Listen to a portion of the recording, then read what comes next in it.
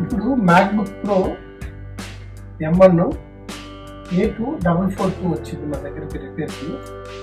ఇది రిపేర్ రావడానికి main reason ఏంటంటే దీనికి స్పీకర్స్ రిప్లేస్ చేశారు.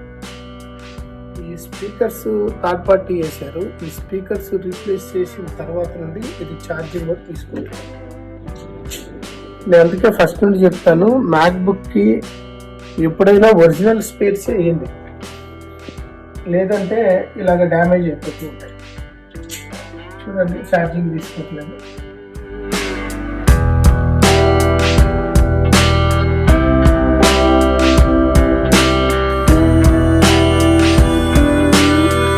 సో మనం ఏం చేసామంటే ఇప్పుడు మదర్ బోర్డ్ ఆన్ చేసాము అండ్ స్పీకర్స్ అవి డూప్లికేట్ ఉన్నాయి. నేను చెప్పేది ఏంటంటే ఎవరైనా ప్రొఫెషనల్స్ ఉంటే వాళ్ళ దగ్గర ఫస్ట్ సజెషన్ తీసుకోండి. తొందరపాటి స్పీకర్ల సౌండ్ వస్తున్నాయని స్పీకర్లు మార్చొద్దు.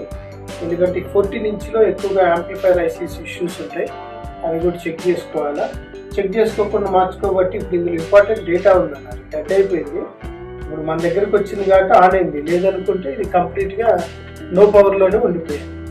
కాబట్టి దయచేసి నేను చెప్పేది ఒకటే, యూజర్స్కి జెనిసిస్ యాపిల్ సర్వీస్కి రండి, 1 అవర్ వెయిట్ చేయండి. ఏ మ్యాక్బుక్ అయినా రిపేర్ అయిపోయింది. విత్ రిపేర్ పైన కూడా 3 months వారంటీ ఇస్తాం.